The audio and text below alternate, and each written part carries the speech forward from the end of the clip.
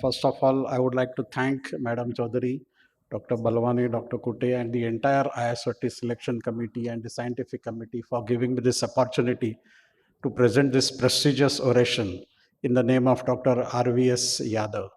Well, the introduction of the orator has already been done, and I just want to tell that this is a very prestigious oration, and Dr. RVS Yadav always used to tell that transplant is not the easy surgery.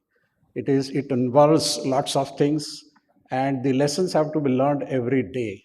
Every day is a new day when you are doing transplantation, and taking the clue from that particular thing, I'm going to today discuss about the transition from open to lab donor nephrectomy and what lessons we have learned over last 2 or 3 decades.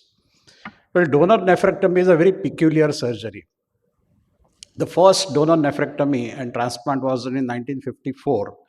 It was a twin brother and it was without any immunosuppression.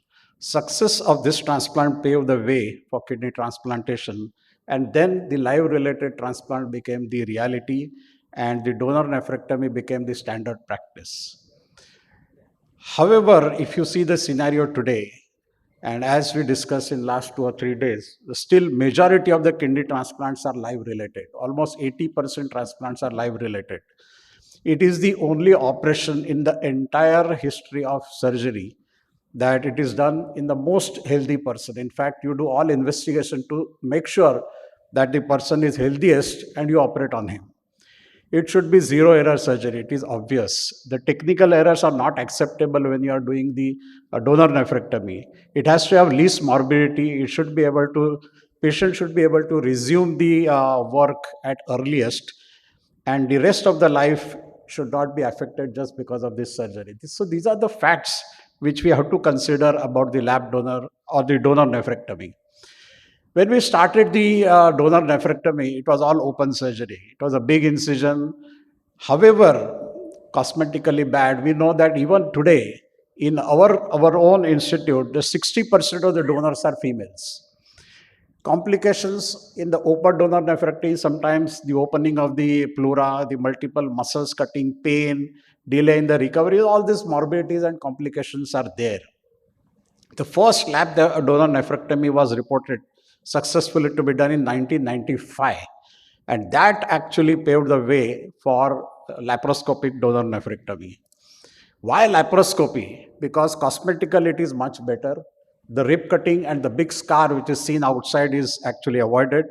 No wound problem like infection, pain, hernia, pleura opening, etc. Patient can be discharged on second or a third day. And of course, there is a remarkable reduction in the pain, less morbidity, and patient can resume the work within no time. So obviously, laparoscopy had a lot of benefits. And we also adopted the lab donor nephrectomy in 1999. It was the first lab donor nephrectomy was done in our country, and Dr. Inderbir Gill from Cleveland Clinic came and he demonstrated and he did the first laparoscopic donor nephrectomy at MPUH, and that started beginning of the laparoscopic era. However, we have to understand that when we are doing laparoscopic donor nephrectomy, any laparoscopy has a steep learning curve. It is absolutely mandatory that when you are learning a particular procedure, especially when it is a donor, there should not be any harm during the learning curve. Now, since we have done more than 3,000 lab donor nephrectomies, we have our own share of complications. And I'm going to narrate the lessons that we have learned over the last 2 or 3 decades. The first and most important lesson is that when you are doing laparoscopic surgery, especially the donor nephrectomy, you must have a proper imaging. The vision is absolutely mandatory. We started the laparoscopy with the 14-inch Sony monitor TV, then migrated to 22 or 27 inches, then came the HD camera, and now we are doing all with the 4K 55 inches the monitor, which gives absolutely brilliant vision. Everything is very crystal clear and half of the complications are avoided in that itself. One thing we have learned is that radiological imaging is absolutely mandatory and it has to have a clarity of the images that you are going to get on the CT scan. Previously, it was all conventional angiography, which is now almost gone. The CT angiography is mandatory, proper reconstruction is vital, and even the smallest artery has to be properly identified, which was missed during the conventional angiography. And if you miss such arteries, you are going to face lots of problem, especially when you are doing laparoscopy. And therefore, it is important to see the video or see on the console. Previously, we used to take very simple cases for laparoscopic donor nephrectomy. But now, over a period of years, we have realized that any complicated anatomy, whether it is a multiple vessels, this patient had three arteries, no problem, it can be done with laparoscopy. This patient had extremely complex vascular anatomy, double artery, double vein, the retroaortic component. There were multiple lumbar vessels and joining the vessels. But all those, once we see the imaging on the CT scan, proper images, all those can be tackled very easily by laparoscopy and successfully can be done. This patient had the double renal artery, triple renal vein, and that too on the right side. One artery was anterior to aorta. But with the proper imaging and CT scan images, everything can be done properly. And then this, you can successfully see that we have anastomosed three renal veins, two renal arteries with a successful outcome. However, still you can miss the arteries. This patient was reported to have the double artery on the left side. It was very small. We decided to take the right side, double renal artery, single renal vein, nice good vein. But when we started doing laparoscopy, we realized that we cut the lower artery properly. But then when we were dissecting it, we thought that it's actually not a single artery, but it's a double artery, and we had to really dissect it fast. It was actually a little bit missed interpretation, and it was earlier branching of the right renal artery, the upper artery, and we successfully could do it. So it is important that CT scan has to be properly seen. Always good idea to see on the console or see the video yourself to see where exactly the origin is taking, where exactly the artery is going. Static and reconstructive images, when you see on the CT scan plates, often are misleading, and that can be a disaster if you don't pay the attention properly. When the robot started coming in, and when we acquired robot, we thought, why not offer a robotic donor nephrectomy to the patient, and it may offer a better outcome. We started doing robotic donor nephrectomy, the left side, the right side. But then quickly we realized that robotic actually does not give any added benefit. Docking, redocking is time consuming. Kidney retrieval after robot is undocked is actually a time consuming thing. Unnecessary, you have increased the warm ischemia time. It adds to the cost, and lab gives actually equally a better results. And therefore, eventually we stopped doing robotic and continued with the laparoscopic. The managing right side kidney donor, right side donor nephrectomy is a little complicated and very tricky. What are the problems? Problems are that it has got short renal vein, hence it is not preferred usually. However, sometimes you are forced to take right side. Especially in our post-menopausal ladies, the vein, the posterior wall of the vein is very, very thin. There can be tearing during the surgery in the donor as well as during recipient surgery. The IVC cuff is necessary. It is advisable because it has got a thick tissue. There are multiple ways to find out what best can be done. There are multiple ways we have learned over a period of time. You see here that this is a good length, and you see that you can see the thin vein, which is blue in color, the IVC is white in color, and we give a traction, give little tinting, and we use a large vac clip, 15 vac clip, so that actually the clip is applied on the IVC, which is tented. One more clip is applied just below that, and that is how you can get little bit of a IVC cuff, IVC margin, and that is extremely beneficial when we are doing recipient surgery.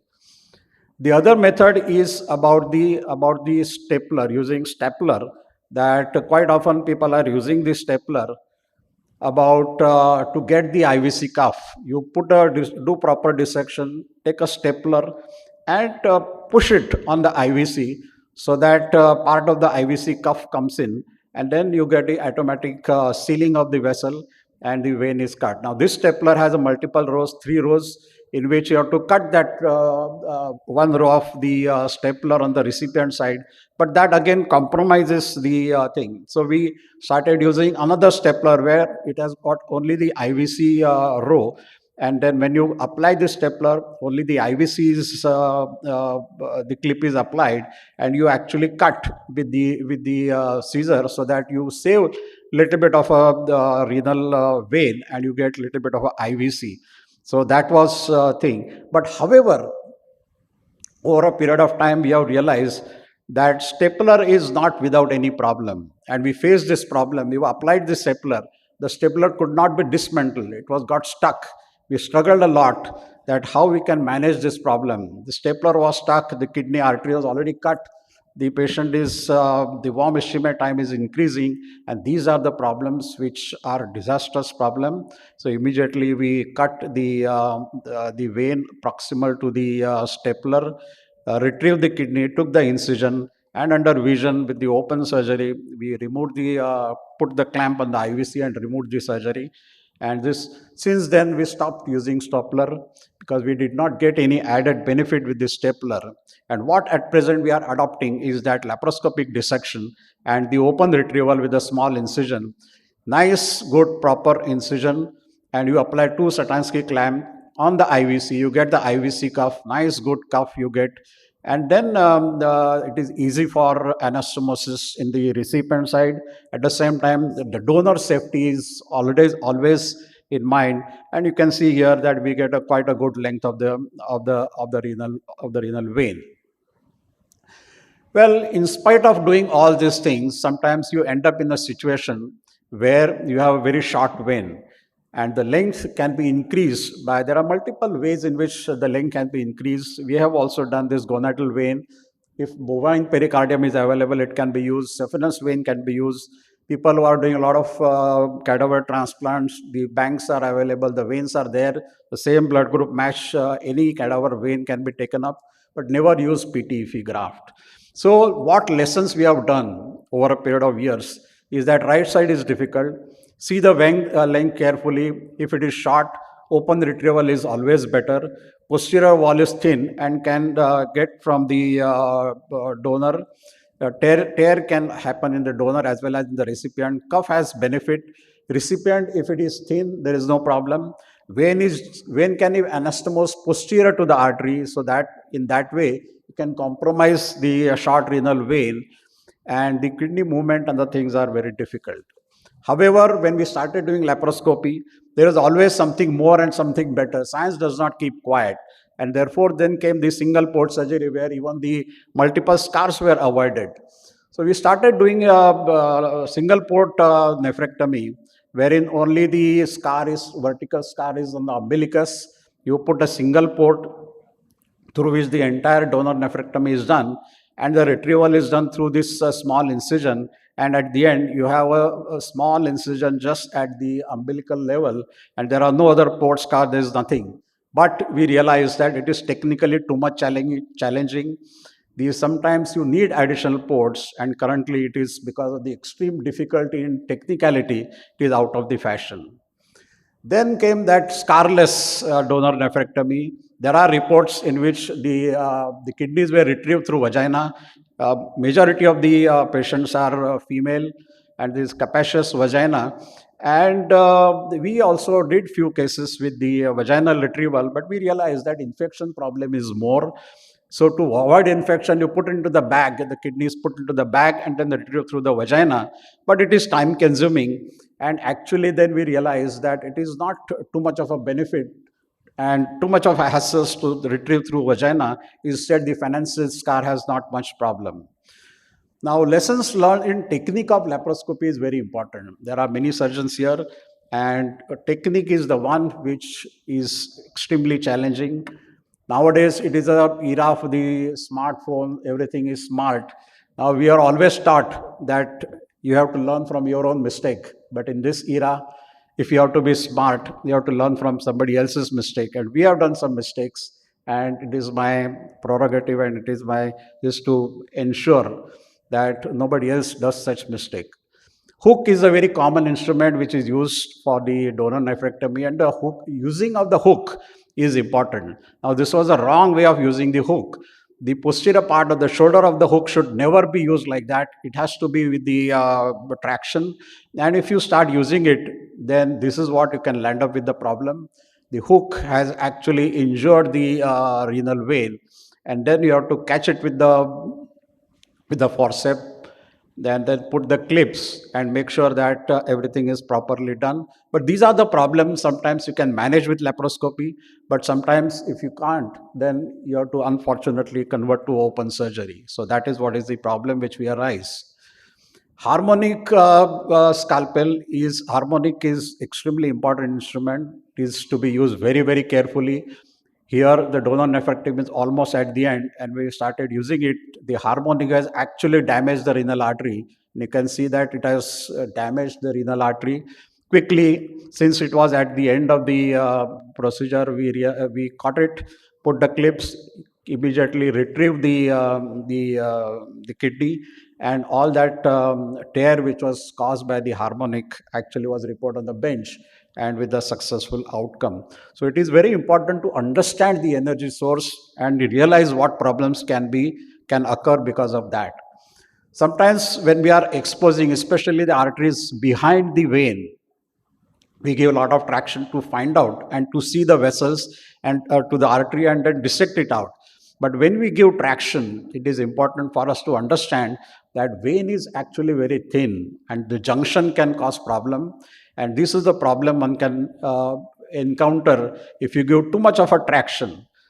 This traction can cause tearing at the of the renal vein or the lumbar vein, and then that can result into a lot of bleeding. Whenever there is a bleeding, you always have to put little bit pressure, put a gauze piece, put a this, catch it, put a suction, and this is what we have realized. And this is my message to everyone, those who are doing lap donor nephrectomy, is that traction suture is extremely important. It is like taking a figure of eight suture in open surgery.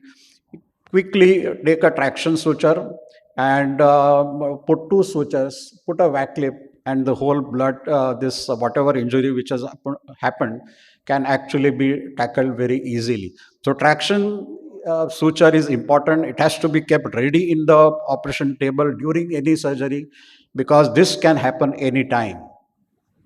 Sometimes in the enthusiasm of doing surgery, we don't realize these are all minimally invasive surgeries, not like open surgery. You can see that left hand, the forceps actually is giving a traction on the spleen, and this has forceps actually gone into the spleen, giving rise to the bleeding, and that is what has caused problem.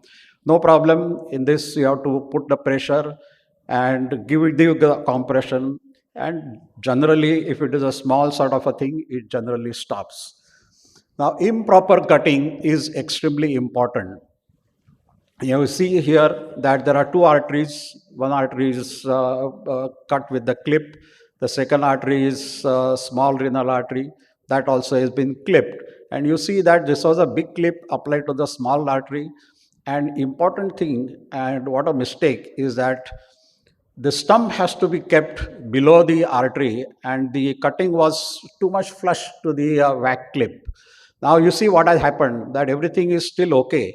The vein is being clipped, but now that artery has slipped, that small renal artery is slipped, and it has opened up, and it has started the disaster. This is the slipped artery directly coming from the aorta. The severe bleeding has started.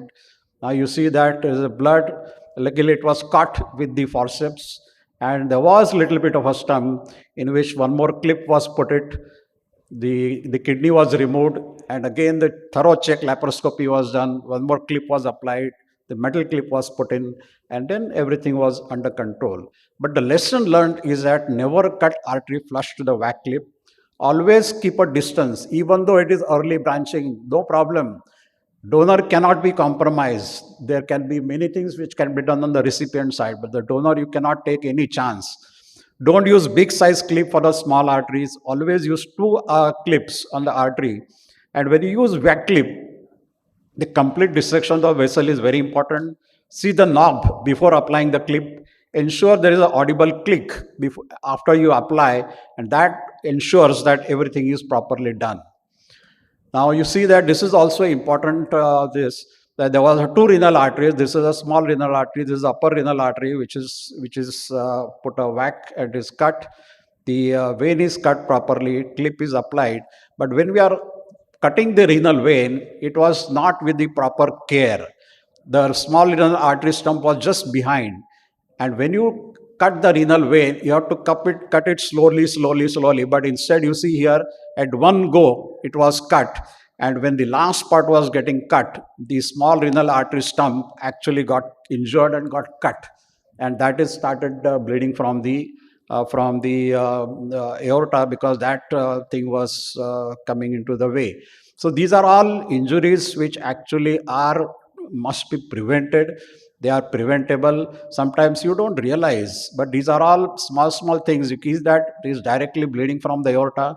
It was caught, the pressure was given, the kidney was retrieved, and then the open incision had to be taken up, and the aorta was properly sutured, and eventually it was managed. So this is what actually happened, that when you are taking the incision on the vein, the smaller artery got cut, and therefore it is important that you have to take care of all these precautions.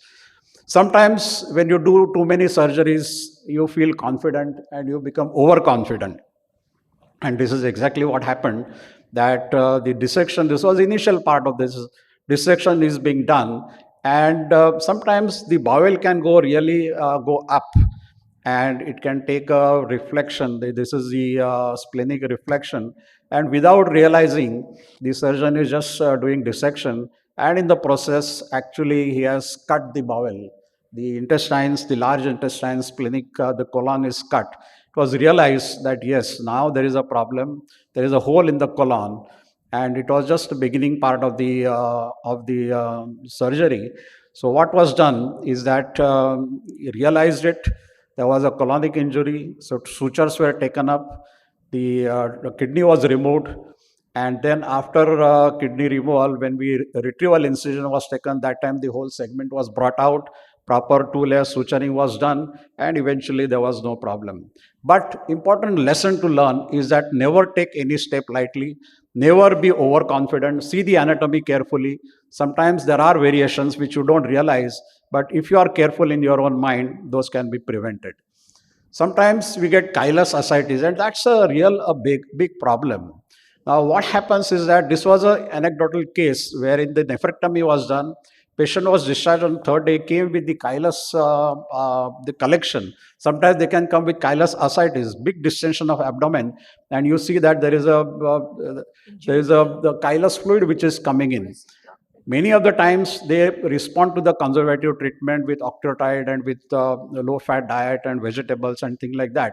But sometimes they don't respond, and you have to re-explore. Now you see on the re-exploration, you see that the whole abdomen is full of chylous fluid, and then you have to put the multiple clips from the wherever it is leaking. So prevention is always better. How you prevent it is that after kidney is removed, wherever there is a leaking vessels or leaking lymph nodes, lymphatics which are there, those can be clipped, and then spend little time. Don't be in a hurry just to close it. Make sure that any lymphatic oozing is properly clipped, and once you clip it, that this particular complication will be completely prevented, and major morbidity can be avoided. Well, I'll just last slide. There are some lessons which not only related to technique, but the counseling. What we have learned is very important. We take sometimes BMI, more BMI, and nephrologists are after us that you take this case.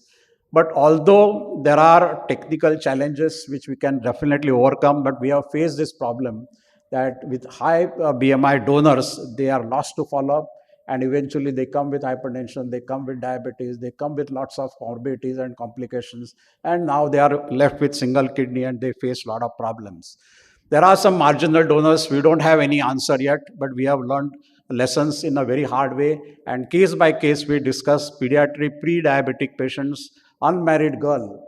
We have problems faced with the unmarried girl facing lot of problems later on, and there are other examples where they have done actually well. So bilateral stones we often take. So all these problems are there. They are major part in the counseling, and therefore very important that counseling is important. Donor nephrectomy is not the surgery which can be taken up lightly. You are undertaking one surgery in a completely healthy person. It is your responsibility as a surgeon that rest of the life has to be managed properly. Anything happens to the donor, it is our responsibility, and we have to make sure that rest of the life is not affected. Thank you very much for this wonderful opportunity. You are coming first.